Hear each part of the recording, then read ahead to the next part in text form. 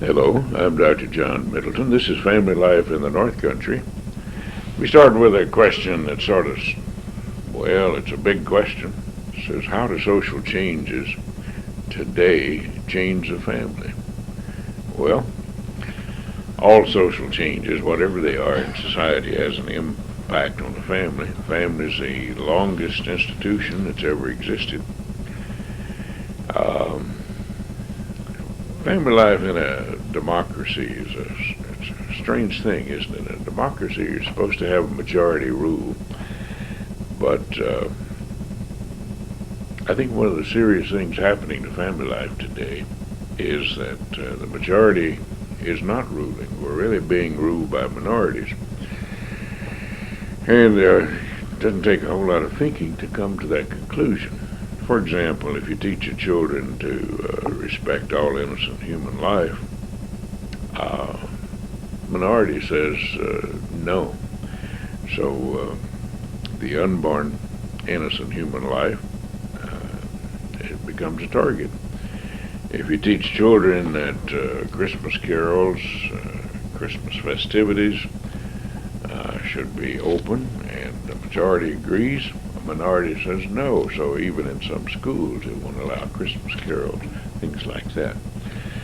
If you teach your child about the sanctity and dignity of marriage, the majority certainly agrees that's what should be, and we see all sorts of evidence that, right in our neighboring state of Vermont, where a court has ordered the legislature to do certain things. That seems to be not the way most of us learn government or history or civics, whatever the course was, social studies. We learned that there were three parts of the government, the executive, the legislation, and the judicial, and they were to balance each other, and one couldn't really dictate to the other. What we're seeing is evidence that the minority is really ruling, and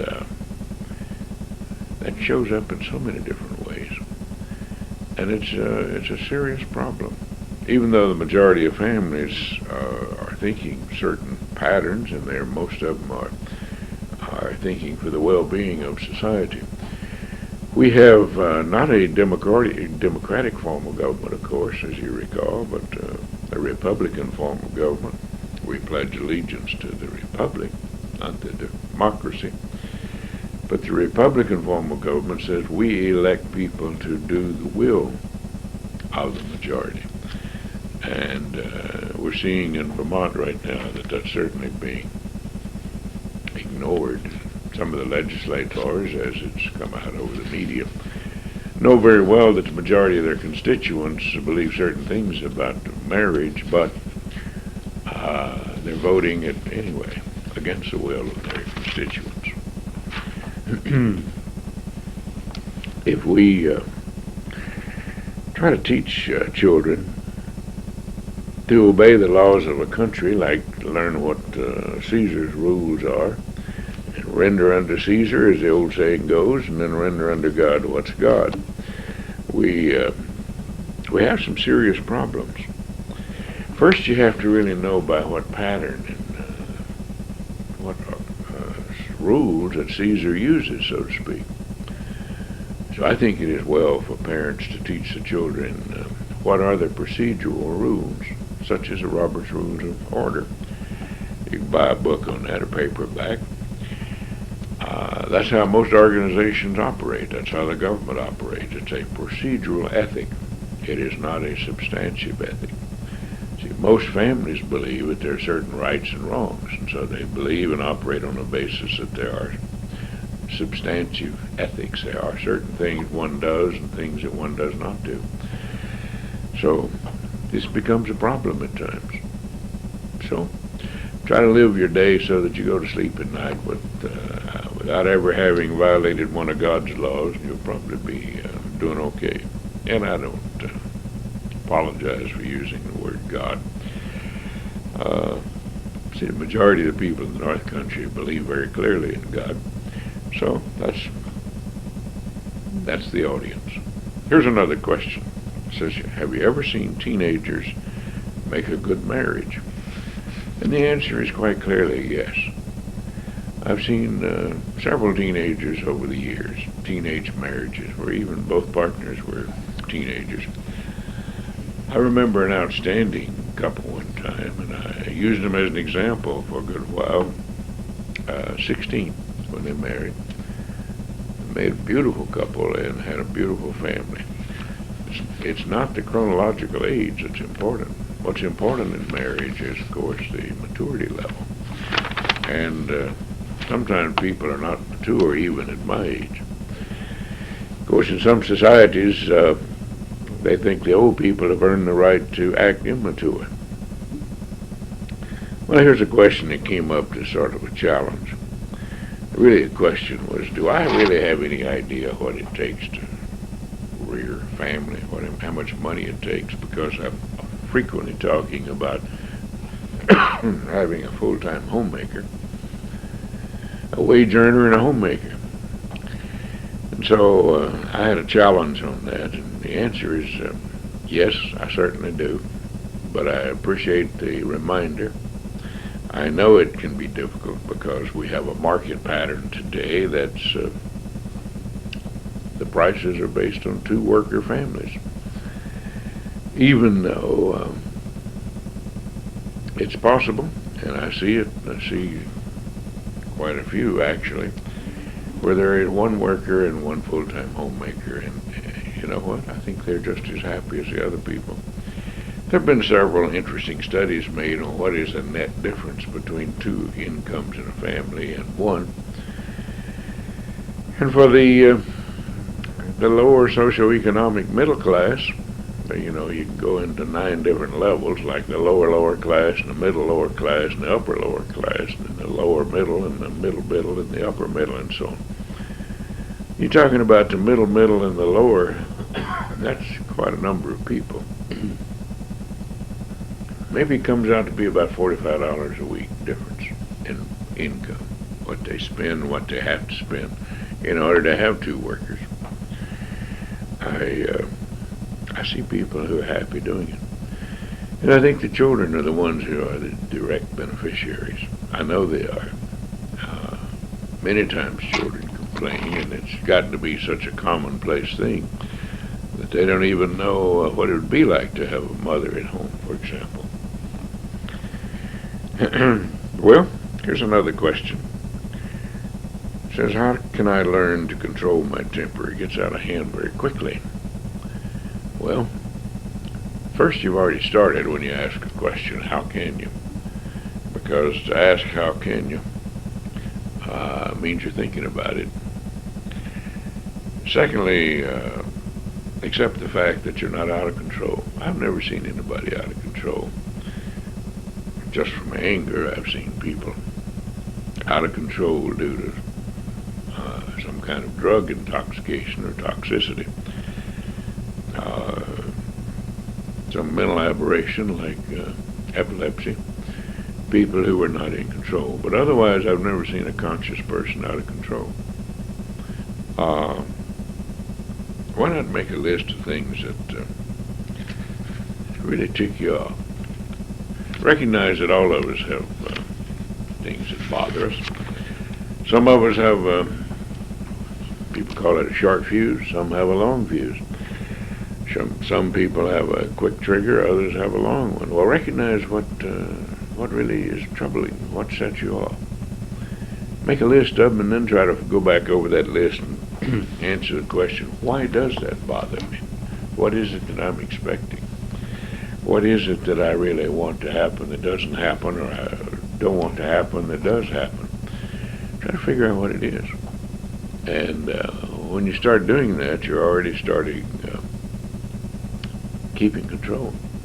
And that should be a pretty good start. Well, here's one more for the day. The question was, when is verbal fighting a good thing? People come by and say, well, we had a good fight. We had a blow up, and it turned out to be good. You don't hear that very often, but it happens. Well, conflict can be positive because it can show that you really care. If you didn't really care, you probably wouldn't care enough to blow up. it clarifies the issues if you talk to the point instead of just expressing yourself like popcorn going all over the place. It can really educate. It can show and is getting attention. That's a positive. And it releases attention. So a little verbal altercation every now and then isn't necessarily a bad thing. I don't believe in fighting. I don't believe in calling people dirty names, bad names. I don't believe any man ought to hit a woman regardless. Even if she's 105% wrong, I don't think a man who's really a man would hit a woman. But that's my culture, how I grew up. Use the steam of the conflict to warm your heart instead of just letting it blow and go. Until another time, I'm Dr. John Middleton. This is Family Life in the North Country. Have a good one.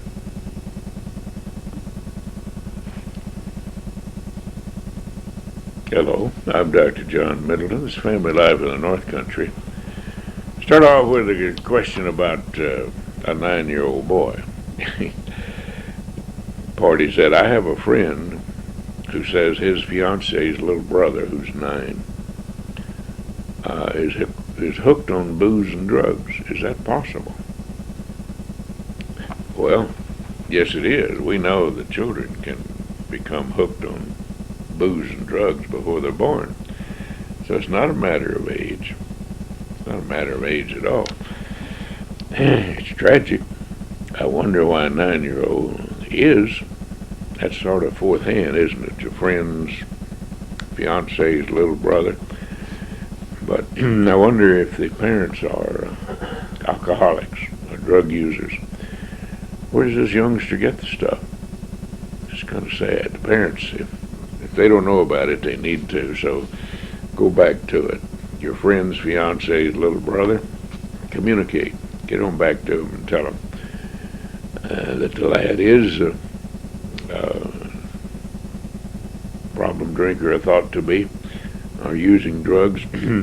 Even though the parents themselves may be alcoholics, they may not want the child to be. So don't give up if you find out, if you already know that the parents are alcoholic or drug users. Most alcoholics don't want their children to follow their pattern. So yes, it's possible. Sad, it does happen. Kids slip around and get these things, sometimes without parents' knowledge. Unfortunately, sometimes with the knowledge. I've seen many parents give toddlers alcohol to drink.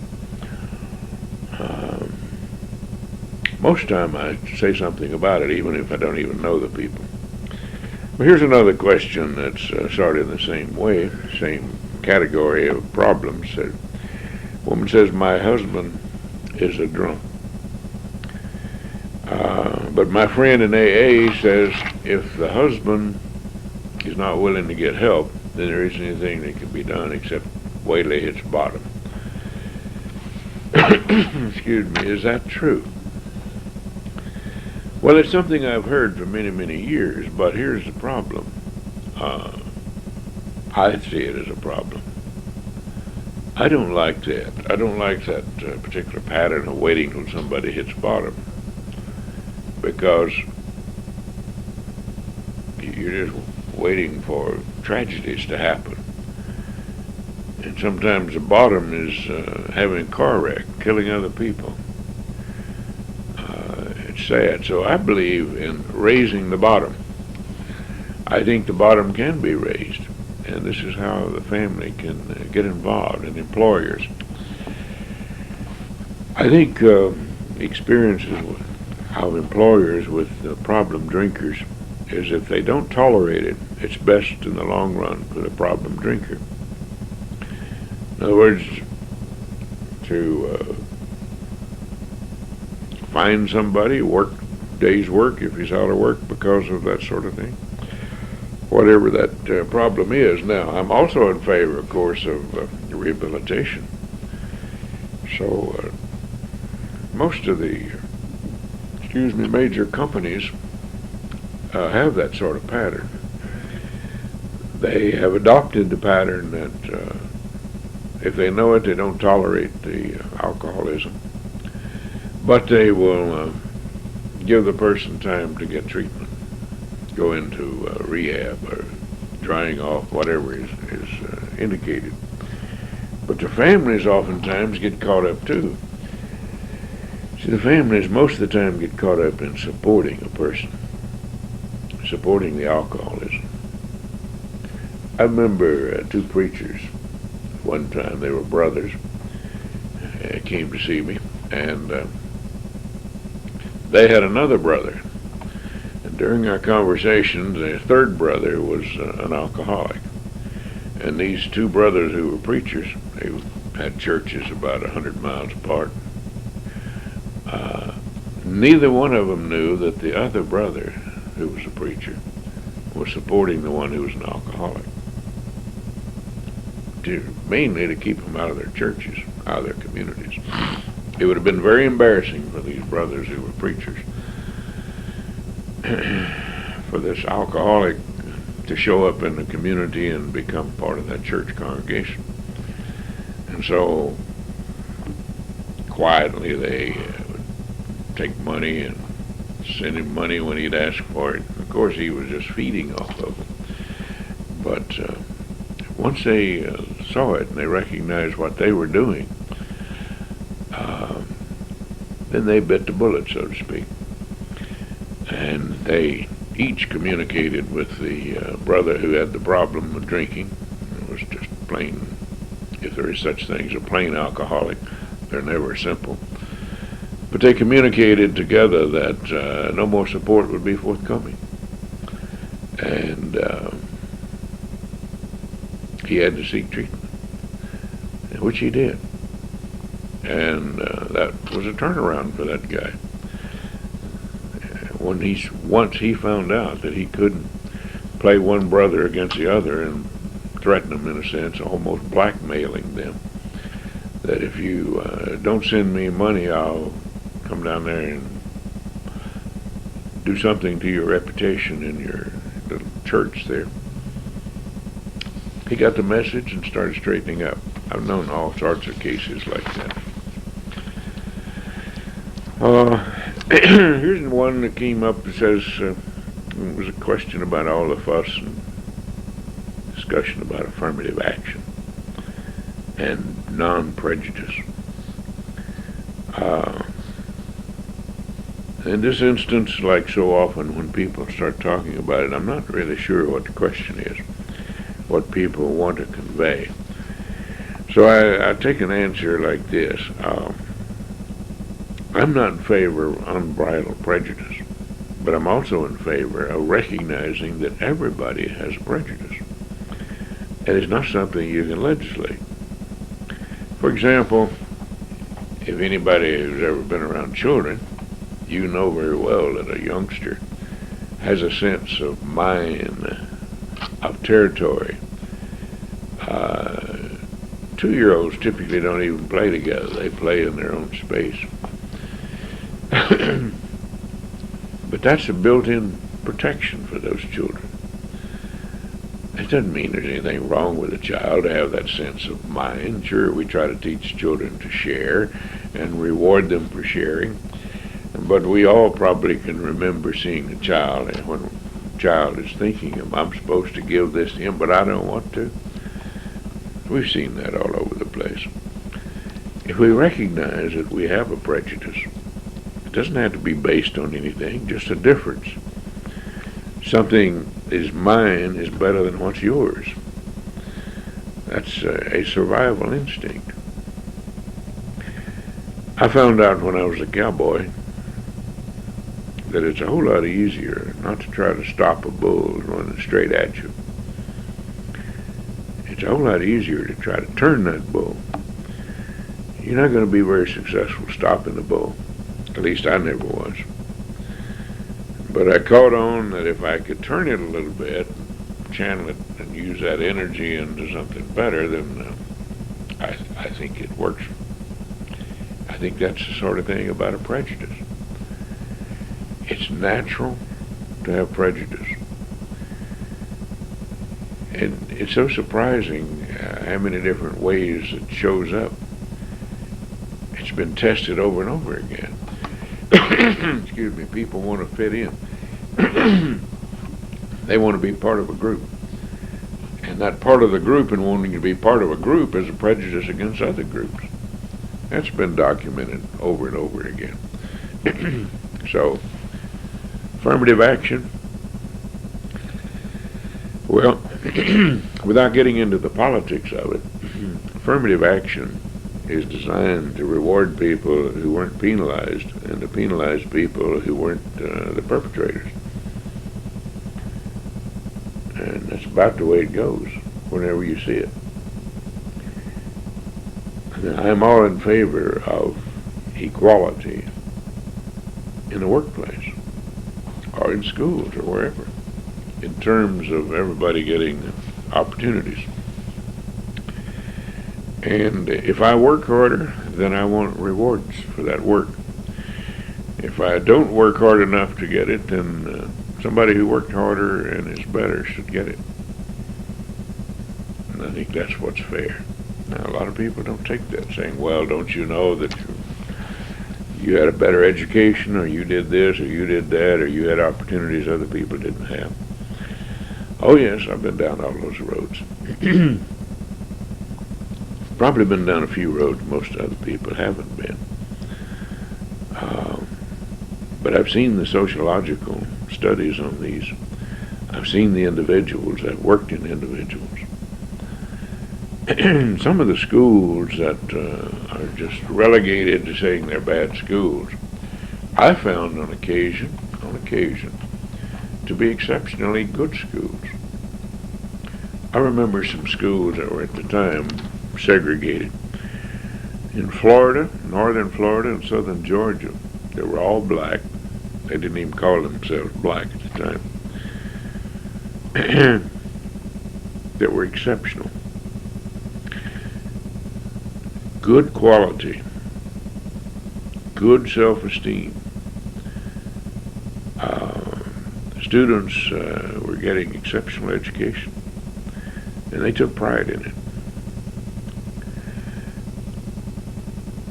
You could say that they were exceptional in part because they were black. That was the administration's idea. We're going to have the best school we can regardless of color. I've seen some things like that. Even to go into places, I was an exception to even to be allowed in at the times. I've seen a lot of that. I recall developing a great deal of respect for, at the time, Negro families in another setting where I was working with a juvenile board, that is, a board of people who were overseeing the delinquents in a family, in the community. Some of the poorest families had the best support of their own family. Some of the members who came before the juvenile board were really exceptional.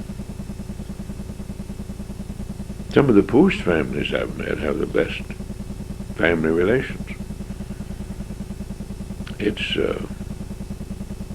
depends a little bit on what you're looking for. Well, let's go to another one. It says, would I recommend that people retire early on Social Security? You know, people have choices. I remember looking at that question for myself very thoroughly. And I've seen some recent material, a lot of questions today about Social Security. And what happens if people retire early? They get a portion of what they would get if they retired later. How long does it take for it to catch up? If a person retires at 62, they'll catch up when they're 77. Well, the money that they were receiving between age 62 and 65, for those who can retire still at 65,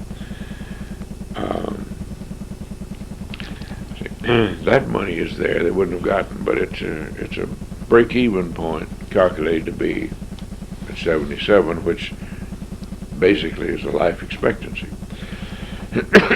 So I think people should look at something else. What is it that a person wants to do? To retire. You retire from something or to something. Is there work to be done? Most people like to work. Most people want something to do. Most people want to feel important, regardless of age. I think these are much more important than whether or not somebody can retire at 62. Some people shouldn't. Psychologically, they're not suited for it. Others should, and it's a very welcome opportunity. But the individual considerations, I think, are much more of a concern and should be than the money. Until another time, I'm Dr. John Middleton. This is Family Life in the North Country. Have a good day.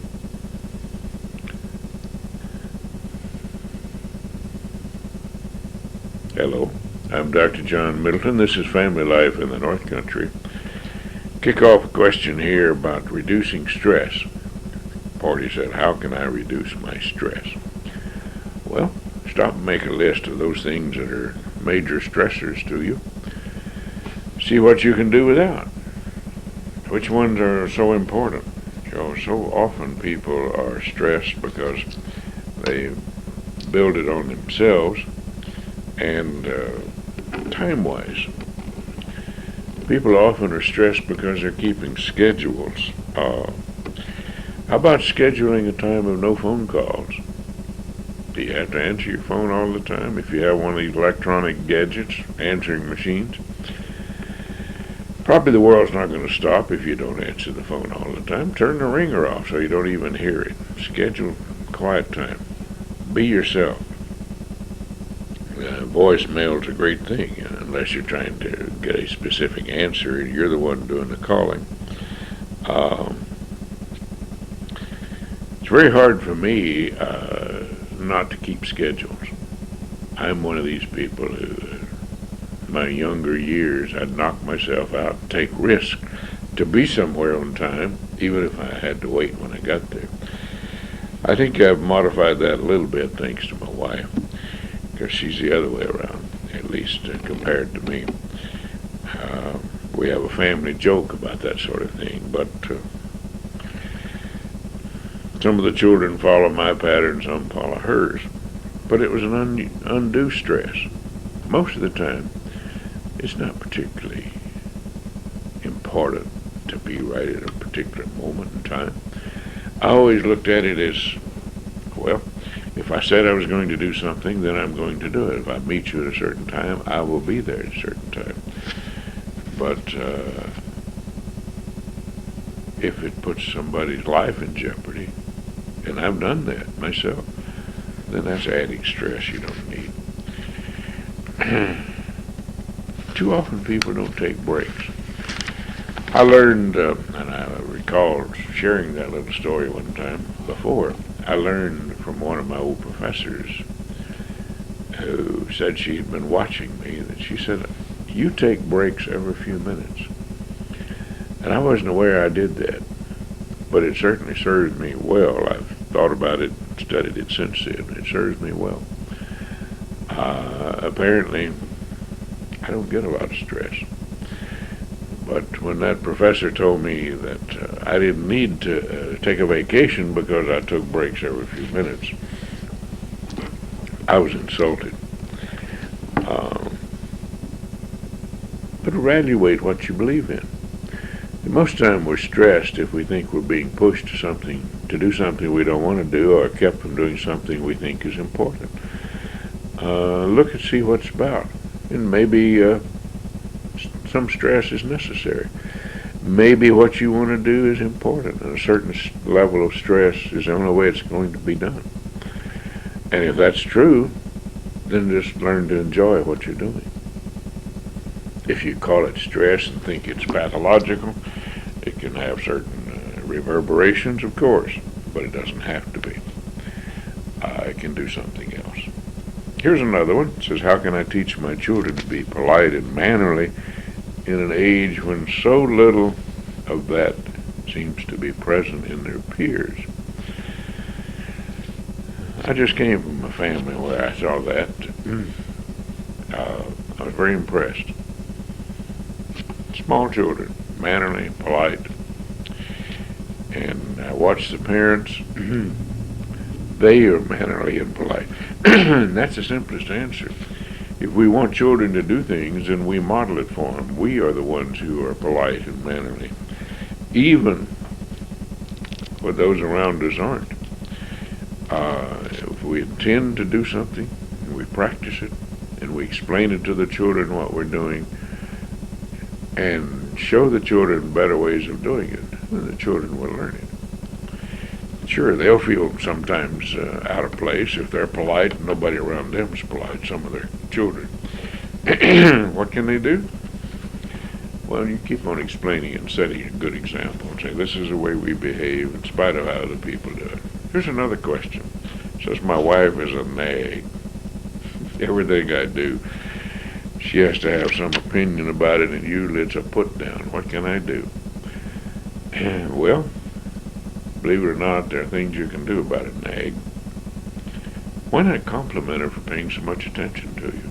Why not compliment her for staying right on top of your business and helping you do things correctly? Why not compliment her for the attention that she's giving you? You know what'll happen? You'll feel better. She may look puzzled. She may start being suspicious of what you're up to. Chances are it's going to have an impact on that nagging. At least I've seen it work that way. Quite a few people. Here's one that says, is it possible for someone to feel wrong when right? Yes. It reminds me of a recent program where we talked about prejudice.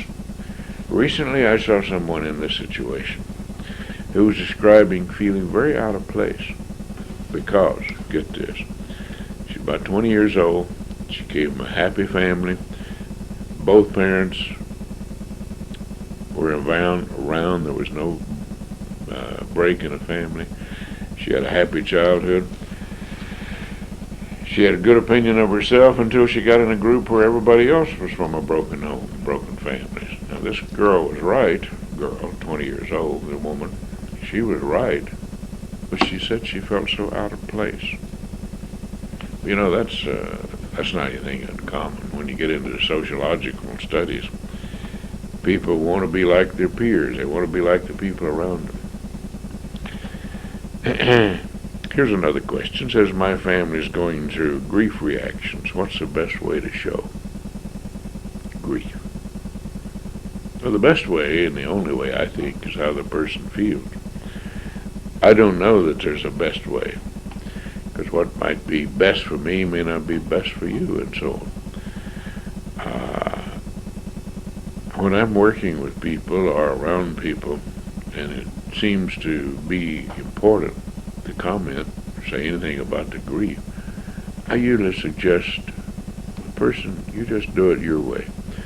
Forget about what other people, as long as it doesn't hurt yourself or others, you forget about others' opinions about how you're feeling, your grief.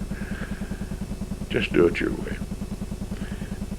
Because you'll always have people around who say, no, don't cry, don't do this, don't do that, you shouldn't do this, telling people what to do. Well, just have your own grief, whatever that may be. Sure, there are patterns to it. There are typical patterns how most people show grief, but that doesn't make any one of them right or better than another way. For example, there's a stoic, the person who won't show any feeling about it, tries not to. Then there's a person who just collapses. Just see them literally. Sometimes they collapse, they fall. They don't want to do anything or say anything, and they don't want to interact. There are people who just cry and cry and cry. There are people who get angry, and sometimes that's a problem to other people. There are people who become very depressed.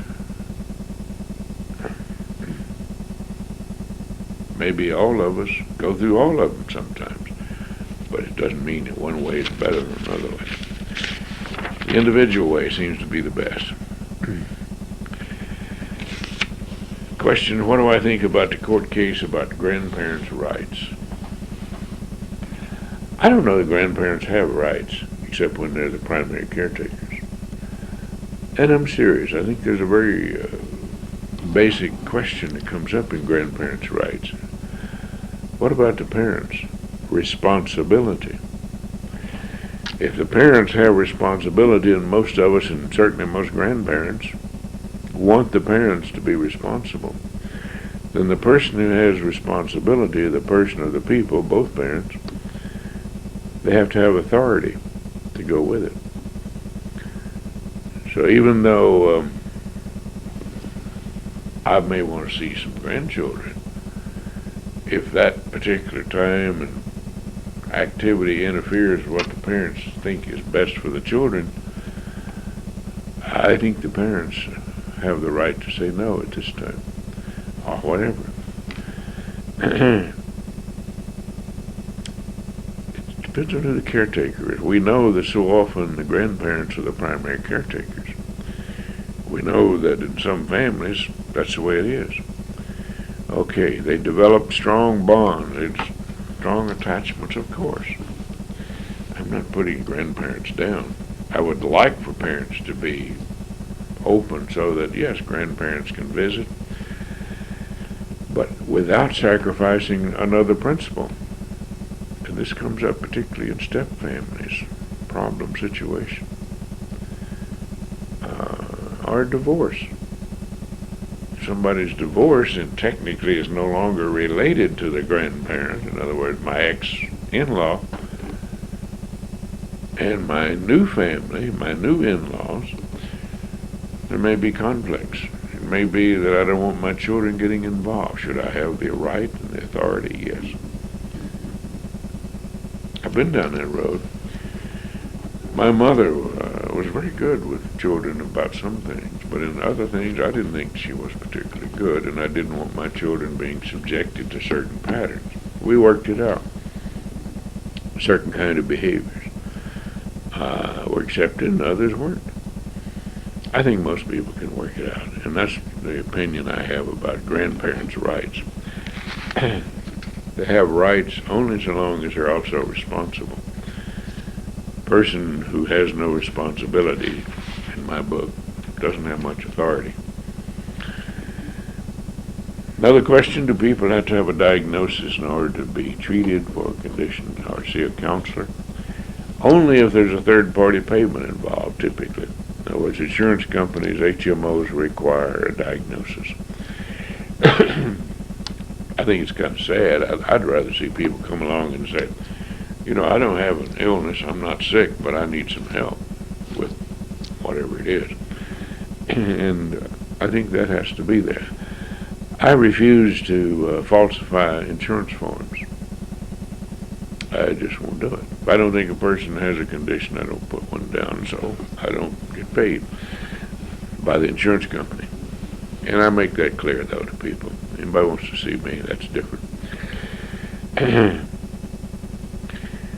Here's a question. It says, my little boy is 5 years old and he's a rascal. He seems to be very good at jerking my chain and knowing how to upset me. What can I do? Well, I think you've answered your own question.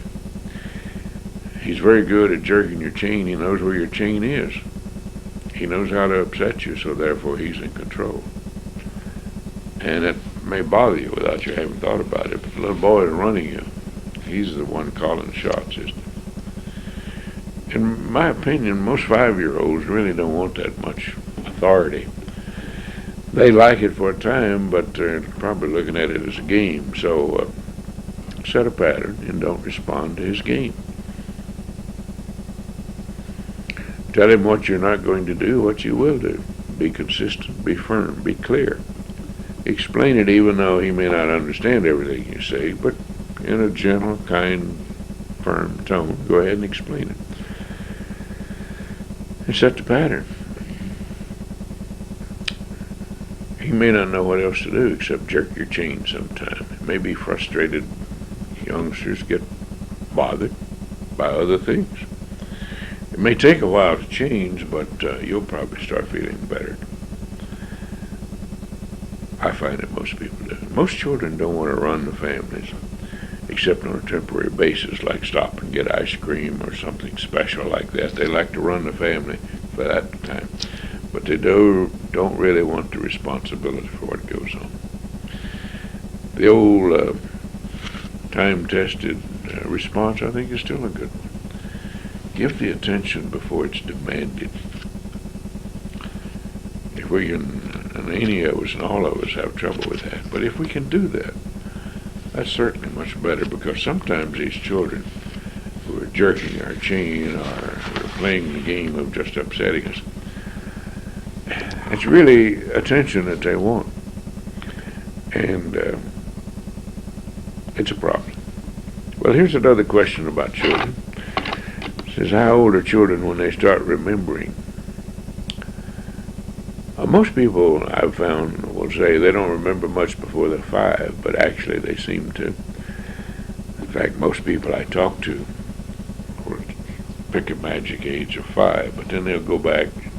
They can remember things when they were 3. Some people remember things when they were 2, and even some to 18 months. Here's what we have. We have a child who remembers some things, has heard other people talk about events, and in the child's memory, sometimes they get confused what was the real happening and what was heard. It's contaminated. The memory gets contaminated by other things. And then later, when we're talking about things in our memory, we often fill in the gaps. We confabulate. That's particularly true with old people. But youngsters do that too. They'll fill in the gaps of what should be there. Trouble with young children, it's easier to spot, because sometimes they don't know what should have been in between whatever they're describing.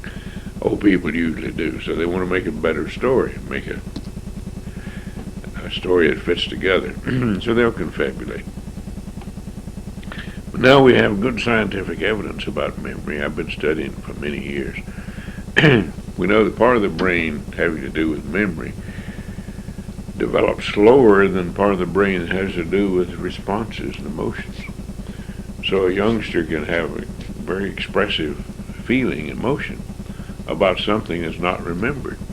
Not remembered because that part of the brain may not be mature enough to have recorded it, whatever way that the brain records memory. It's quite an interesting thing to study. But that seems to be the answer to the question. Most people can remember 3. Some go back to age 2. Most people say they don't remember much before they're 5. But it doesn't mean we're not influenced. We are indeed influenced by things that happen before we're 5, and we can remember it. Even though we may not remember things, we're still influenced by them. So another time, Dr. John Middleton, this is Family Life in the North Country. Have a good one.